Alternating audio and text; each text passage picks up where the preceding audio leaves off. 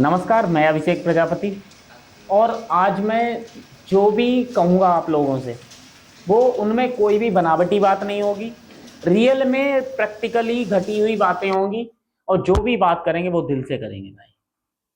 मैं रहने वाला डिस्ट्रिक्ट शाहजहाँपुर में जलालाबाद सिटी पड़ती है, परशुरामपुरी जलालाबाद, उसी के पास में नवगमा गाँव है। मैं वहाँ का रहने वाला हूँ। बहुत मतलब एवरेज फैमिली से बिलोंग करता हूँ। मैंने वो दिन भी देखे हैं जिसमें छप्पर से पानी टपकता है और नींद खुल जाती है। तो ऐसी फैमिली से बिलोंग करता हूं और मैं ज़्यादा पढ़ा लिखा भी नहीं हूं। 12th में फेलियर हूं। इसके अलावा कुछ पढ़ाई लिखाई नहीं कर पाया। सिचुएशन कुछ ऐसी रही और कुछ सिचुएशन ही मान सकते हैं। सिचुएशन खराब होने की वजह से पढ़ाई बीच में ही छोड़नी पड़ी और काम करने के चक्कर में फेल हो गया था, और कुछ नहीं। तो दोस्तों, आज हम बात करेंगे कि हमारे माँ बाप ने हमें जन्म देने से लेकर और 18 साल, 20 साल, 25 साल का करने तक, शादी ब्याह करने तक क्या क्या सहा है। इसके सिवा कोई बात नहीं करेंगे।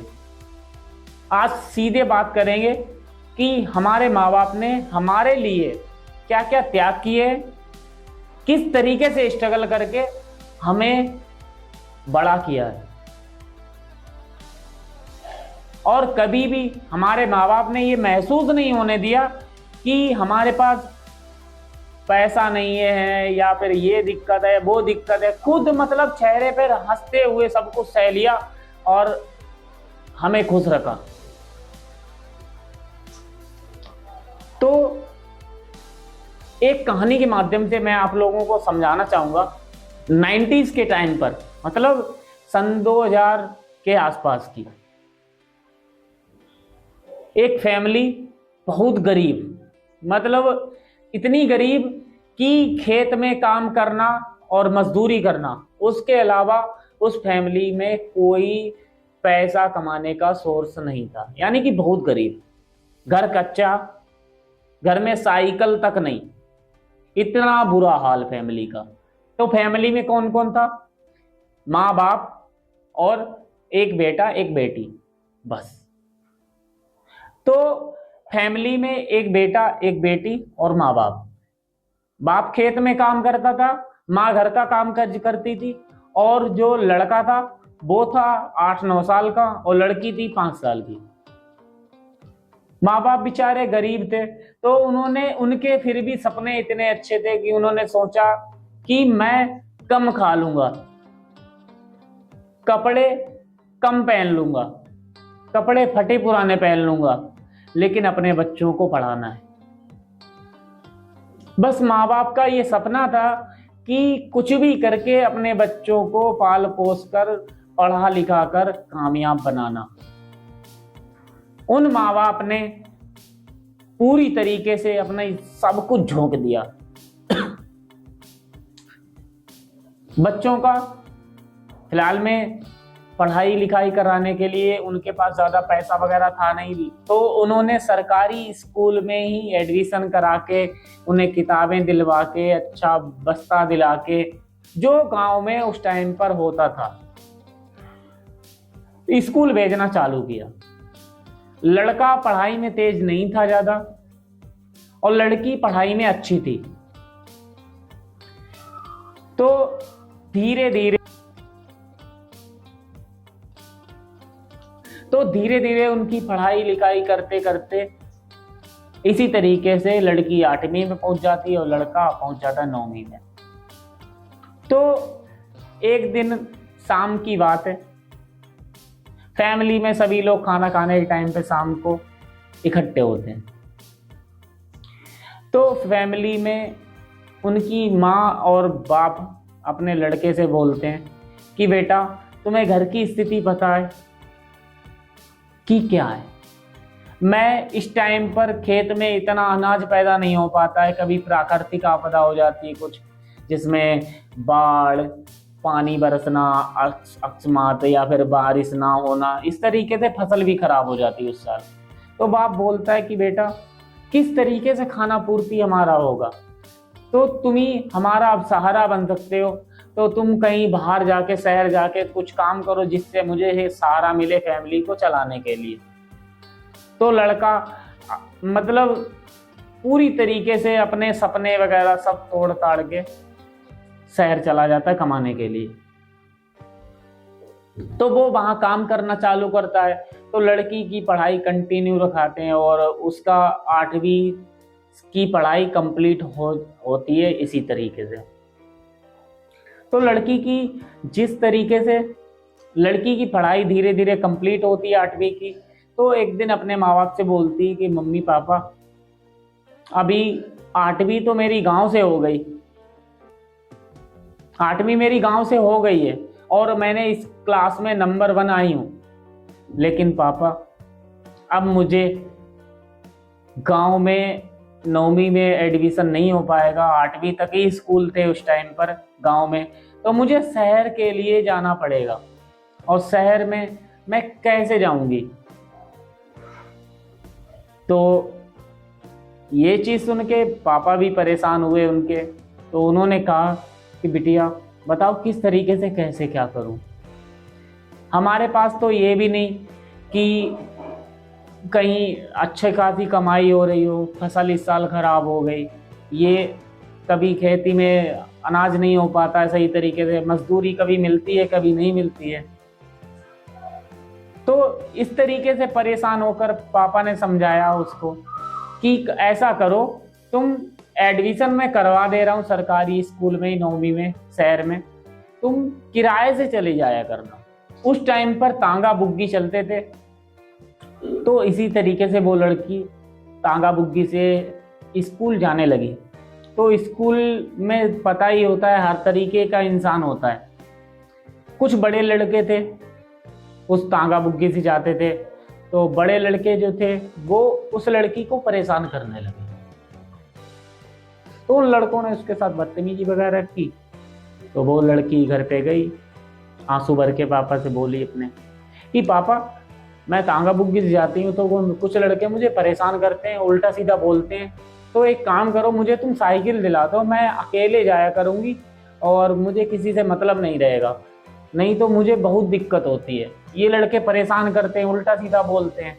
तो उसके पापा ने समझाया कि बेटी क्या करूं, मजबूरी है, तुम्हारा भाई अभी कमाने गया है, उसने वो कमा के जब भेजेगा तो तुम्हें साइकिल दिला देंगे, 9वीं तक तुम आराम से तांगा बुग्गी से किराए से ही जाती रहो स्कूल, 10वीं में जैसे ही तुम आओगी तो तुम्हें साइकिल दिलवा देंगे, तुम्हारा भाई आएगा पैसे वगैरह लाएगा तो तुम्हें साइकिल दिला देंगे। लड़की को थोड़ी दिलासा मिल गई, सिचुएशन समझी अपने घर की, तो उसने ऐसे ही कंटिन्यू कर दिया स्कूल जाना। स्कूल जाती थी, कुछ उसकी सहेलियां वगैरह बन गई वहां शहर में स्कूल में। तो स्कूल में सहेलियां वगैरह बन गई, तो उन्होंने पूछा कि हम सब लोग साइकिल से आते हैं, तू तांगा बुग्गी से आती है, ऐसा क्यों? तो उसने बताया कि मेरी घर पे प्रॉब्लम है, ये है वो है। तो उन लड़कियों ने भी उसकी सिचुएशन नहीं समझी, उसके बुरे वक्त का मजाक बनाया, उल्टा सीधा का। बहुत बुरा लगा उसे, आंसू भराए, अकेले चली गई और अकेले जाके रो लिया खूब। उसके बाद मुंह धो के दोबारा वापस क्लास में गई, लेकिन अपनी सिचुएशन फिर किसी को पता ही नहीं लगने दी, सारा कुछ दर्द अकेले ही सहना उसने चालू कर दिया, किसी को बिना कुछ बताए, अपने काम में काम, अपने पढ़ाई में ध्यान और खाना पीना, उसके अलावा कुछ नहीं, घर से आना पढ़ाई करना, यही करती थी वो। तो ये सिचुएशन जब वो झेलती रही धीरे धीरे, उसके बाद धीरे धीरे उसकी पढ़ाई 9वीं कंप्लीट हुई, 10वीं का उसका टाइम है। तो तब भी उसकी पढ़ाई में अच्छी खासी होशियार थी, तो वो 9वीं उसकी फर्स्ट आई। उसके बाद वो खुश होके अपने पापा के पास गई और उसने कहा कि पापा, मैं क्लास में टॉप आई हूं, अपनी क्लास में टॉप आई हूं, और आपने कहा था कि स्कूल में अच्छे नंबर लाओगी और 9वीं के बाद जैसे ही तुम 10वीं में आओगी तो मैं तुम्हें साइकिल दिलवाऊंगा। तो वो समय था, उसके बाप ने अच्छी तरीके से उसके पापा ने फिर उससे आंसू भर के कहा कि बिटिया, तुम्हारा भाई शहर गया कमाने, लेकिन वो पता नहीं कमा रहा, क्या कर रहा, क्या नहीं कर रहा, वो पैसे नहीं भेज पा रहा। अब पता नहीं वो किस चक्कर में पड़ गया, लड़की बाजी में या फिर किसी नशेबाजी में, वो पैसे नहीं भेज रहा। मैं इतना कमा नहीं पा रहा हूँ, खेत में इतना अनाज पैदा नहीं होता है, मजदूरी डेली मिलती नहीं है, कैसे साइकिल दिलाऊं।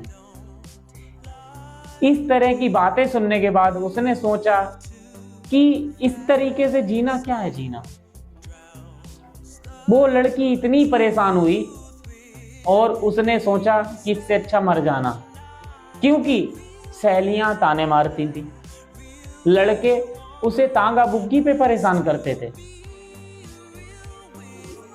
उस टाइम पे कोई ऑटो वगैरह नहीं चलते थे, सिर्फ तांगा बुग्गी चलते थे और जुगाड़ गाड़ी चलती थी।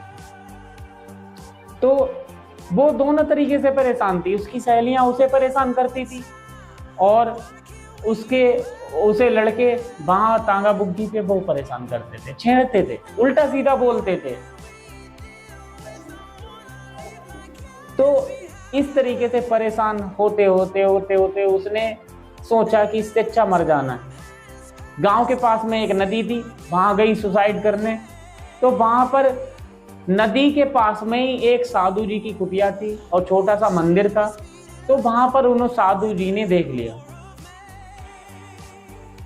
उन्होंने चिल्लाए, रोका कि ये तू क्या कर रही है।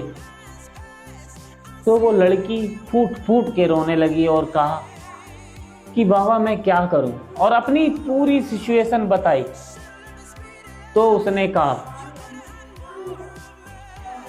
तो बाबा जी ने कहा कि बिटिया परेशान मत हो, ये वक्त बुरा है, ये लोग नहीं, तेरा भी दिन अच्छा आएगा और तेरा भाई कमा के लाएगा थोड़े दिनों बाद, उसके बाद तेरे लिए साइकिल भी दिला देगा, वो लड़के भी नहीं छेड़ेंगे और लड़कियां भी मजाक नहीं बनाएंगी। इसी तरीके से बाबा जी ने समझा के और उसे वापस भेज दिया। तो वो लड़की वापस गई घर पे और उसके बाद उसने 10वीं की पढ़ाई जारी रखी। धीरे धीरे इसी तरीके से उसकी पढ़ाई की जर्नी जारी रही और उसके साथ वही बिहेव होता रहा। लड़के रास्ते में परेशान करते थे और लड़कियां क्लास में परेशान करती थी। इसी तरीके से उसकी सिचुएशन यही चलती रही। एक दिन वो आया, दिवाली का टाइम आया और उसका भाई घर पे आया कमा के। लेकिन घर पे आया तो घर पे आते ही गांव के कुछ गलत संगति के लोगों के साथ वो पड़ गया और गया। वहां नशा करना, उल्टा सीधा नशा करना और जुआ वगैरह खेलना। इसी तरीके से 2 ही दिन में उसने जो कमा के लाया वो सारा खत्म कर दिया। उसमें जुआ खेलना, नशे करना, उल्टे सीधे काम करना, जिससे लड़कीबाजी करना, इसी चीज में सारा पैसा खत्म करके आ गया घर पे। दिवाली निपटी, भाई दूज आया। भाई दूज पे तुम्हें पता ही है किस तरीके से जो भी रस्में होती हैं। तो भाई दूज खिलाने के बाद उसने कहा कि भैया, उसने पूरी सिचुएशन फिर अपने भाई को बताई भी। लेकिन भाई एक चीज ध्यान रखना, आप लोग भी, उस लड़की का ही भाई नहीं, तुम लोग भी एक भाई हो। तुम लोग एक बार देखना कि तुम कर क्या रहे हो। क्या तुम पढ़ाई सही से कर रहे हो? क्या तुम सही से कमाई कर रहे हो? क्या तुम नशेबाजी नहीं कर रहे हो या कर रहे हो? क्या तुम लड़कीबाजी ही कर रहे हो? भाई एक बार देखना कि कहीं जो लड़की उस लड़की की स्टोरी है, क्या वो तुम्हारी बहन के साथ भी तो नहीं हो रहा? तो इसी तरीके से अपनी स्टोरी बताई और उस नालायक भाई ने पता है क्या किया? बोला कि मुझे कोई मतलब नहीं। ये बात सुनते ही उस बहन ने पता है दोबारा मरने की ठानी। उस बहन ने दोबारा वहीं उसी नदी पे जाने के लिए तैयार हुई और वहां जाके जैसे ही कूदने वाली थी तो दोबारा फिर वही बाबा जी आए और उन्हें रोका। तो इसी तरीके से बाबा जी ने उस लड़की को सुसाइड करने से रोक लिया और उसे दिलासा दी और समझाया कि चिंता मत करो, अरे पापा सपने पूरे नहीं करा पाए, तुम्हारा भाई नहीं करा पाया, चिंता मत करो। जब तुम्हारा पति जो दूल्हा बनकर तुम्हारे घर पे आएगा ना, वो तुम्हारा हर एक सपना चुन चुन के पूरा करेगा। तो इस तरीके से बाबा जी ने उस लड़की को समझाया और उसे सुसाइड करने से रोक लिया और उसे घर पे वापस भेज दिया। वो लड़की कुछ सिचुएशनों की वजह से वो लड़की उदास रहने लगी धीरे धीरे। उनके पापा ने भी, उस लड़की के पापा ने भी सोचा कि लड़का सपोर्ट नहीं कर पा रहा है, वो गलत रास्ते पर चला गया और वो लड़कीबाजी में और चीज़ों में पैसा बर्बाद करता रहा। तो उसी वजह से उनका पूरी घर की दिक्कतें बढ़ती ही गईं। वो बाप परेशान होता था, सोचता था कि लड़का भी साथ नहीं दे रहा है, लड़की बेचारी होशियार है, अच्छी भी है पढ़ने लिखने में सब कुछ, लेकिन वो कुछ नहीं कर पा रहे हैं उसके लिए क्योंकि घर की सिचुएशन बहुत खराब थी। वो खेतों में काम करते थे और मजदूरी भी कभी कभी किया करते थे, लड़की सिर्फ पढ़ती थी। तो लड़की परेशान रहती थी, तो उन्होंने सोचा कि चलो जैसे तैसे खेत वेत बेच के कैसे भी तरीके से अपनी इस लड़की की शादी कर दें। उन्होंने अपने जैसे एक घर ढूंढा, गरीब आदमी नॉर्मल, कोशिश की कि जितना अच्छा हो सके उतना अच्छा। उन्होंने लड़की के लिए घर ढूंढा और उसकी शादी पक्की कर दी। एक गांव में जब उसकी शादी हुई, उसने बड़ी आस लगाई थी कि मेरा होने वाला पति कामयाब होगा, अच्छा होगा, मुझे बहुत सारा प्यार करेगा, ऐसे ऐसे उसके सपने थे उस लड़की के। तो वो लड़की इन्हीं सपनों के साथ, इन्हीं सपनों के लिए उसने सोचा कि चलो देखते हैं, ज़िंदगी को कंटिन्यू करते हैं। तो वो लड़की वहीं अपने ससुराल में उसकी शादी हो गई, वहीं गांव में पहले उसकी शादी हो गई। शादी होने के बाद वो ससुराल में रहने लगी। उसके सपने ज़्यादातर उसके सपने पूरे नहीं हो पाए। क्यों? क्योंकि जिस घर में वो शादी होके आई थी तो वो घर भी ज़्यादा रईस नहीं था और नॉर्मली फैमिली थी, जो उससे थोड़ा वेट मतलब अच्छा था, लेकिन ज़्यादा रईस नहीं थे, मतलब गरीब ही थे वो भी उसी के तरह।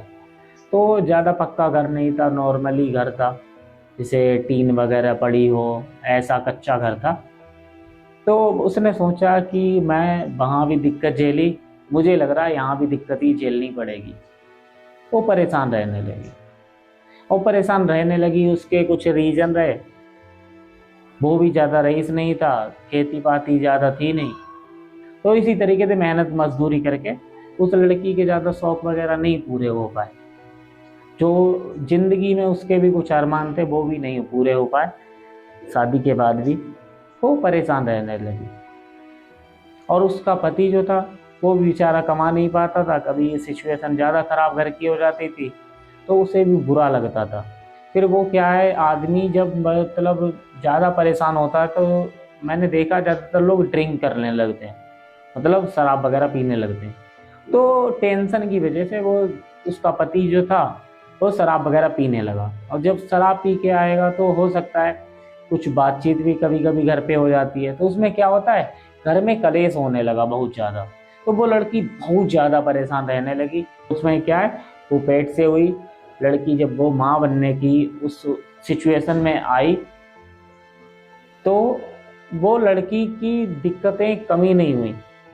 उसे एक तो बेचारी पेट से, दूसरी चीज उसके घर पे डेली कलेश होना, और बेचारी पहले ही बेचारी सब कुछ ताने वगैरह और उसको स्कूल में छेड़ना वगैरह सारा कुछ सहते हुए आई थी। तो उसने सोचा बताओ, वहां से भी बुरी कंडीशन मेरी यहाँ पर हो चुकी है, अब मैं क्या करूँगी। वो लड़की इतनी परेशान हुई, वो अपने मायके चली। वहां भी कुछ खास नहीं हुआ। क्यों? क्योंकि उसके वो मायके में गई, मायके में बुरा हाल ऑलरेडी था ही, क्योंकि उनके पास तो कुछ नहीं था। लड़का वगैरह उनका था, वो कमाता था तो उल्टे सीधे काम करता था, जैसे नशेबाजी, लड़कीबाजी वगैरह, और गलत संगति में से पड़ गया लड़कों में। तो वो क्या हुआ, गलत संगति में बिल्कुल चला गया, बर्बाद हो गया, जुआ वगैरह खेलने लगा, नशे करने लगा। उसकी ज़िंदगी पूरी तबाह थी। तो बाप परेशान होता था, उसके पास खाने के भी बुरा हाल हो जाता था। तो इसी तरीके से उसने देखा कि मैं अपने मायके में तो आई हूँ, मायके का बहुत बुरा हाल है, और मैं और जाके घर पे इनकी मजबूरियाँ बढ़ा दूँगी। तो बेचारी ने सोचा कि इससे बढ़िया मर जाना है, और वो फिर गई वहीं अपने गांव में जहां उसने 2 बार सुसाइड अटेम्प्ट किया था, मतलब वहां गई थी आत्महत्या करने। तो उन बाबा जी ने समझा के उसे वापस भेज दिया था। तो दोबारा फिर वो रात में जब तीसरी बार जब गई शादी के बाद, वो सुसाइड करने रात में गई, और जैसे ही कूदने वाली थी तो बाबा जी ने फिर क्या हुआ, उसे चिल्लाए और उसे पकड़ लिया, उसकी जान बचाई, उसे समझाया। फिर इस बार जो ना, बचाने के बाद उसे बहुत डांटा बाबा जी ने, मतलब इतना डांटा बहुत ज्यादा। तो उस लड़की ने पैर पकड़ के, मतलब उन बाबा जी का, मतलब सीधे, मतलब पूरी तरीके से रोने लगी। तो जैसे ही बहुत ज़्यादा रोने लगी, अपनी सिचुएशन बताई, तो बाबा जी ने कहा कि तुम खाली अपने आप को ख़त्म नहीं कर रही हो, तुम्हारे पेट में जो बच्चा है ना, इसे भी ख़त्म कर रही हो।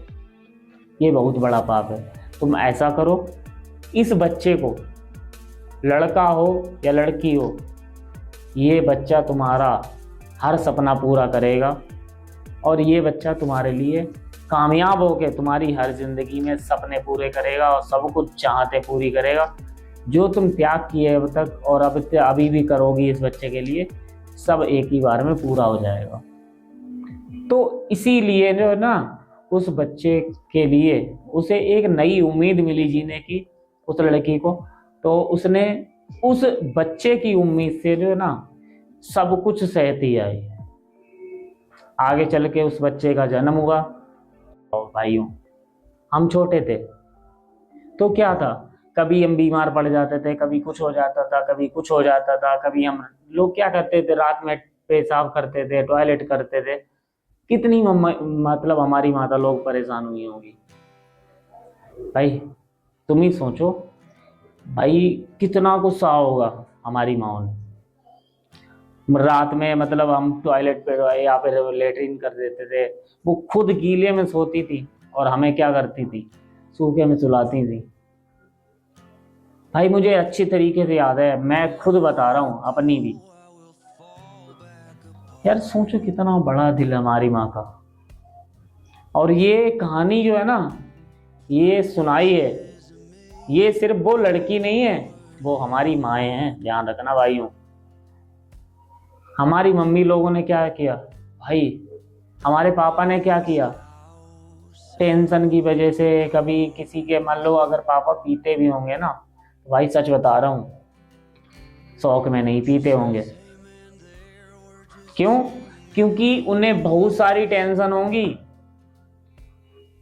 हमारी बहन की टेंशन शादी की, हमारी खुद की शादी कराने की टेंशन, घर बनाने की टेंशन, हमें पढ़ाने की टेंशन।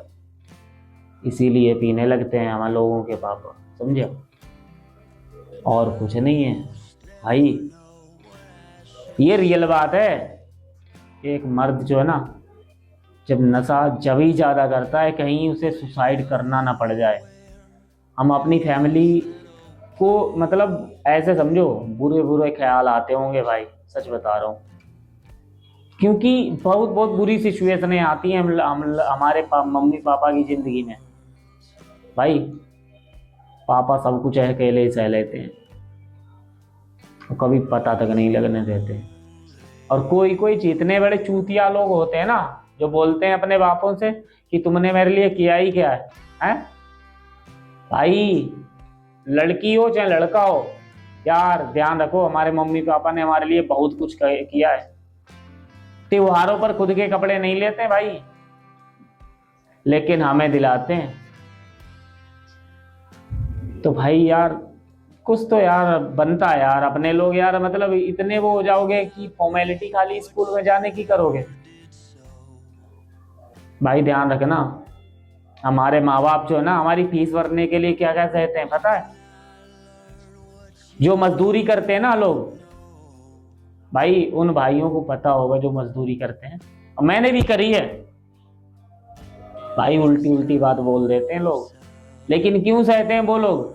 क्योंकि पता है उन्हें हर महीने का खर्चा भी देखना है, बच्चे की स्कूल की फीस भी देखनी है, घर भी बनवाना है, आगे चल के हमारी बहनों की शादी भी देखनी है, उन्हें खर्चा देखना,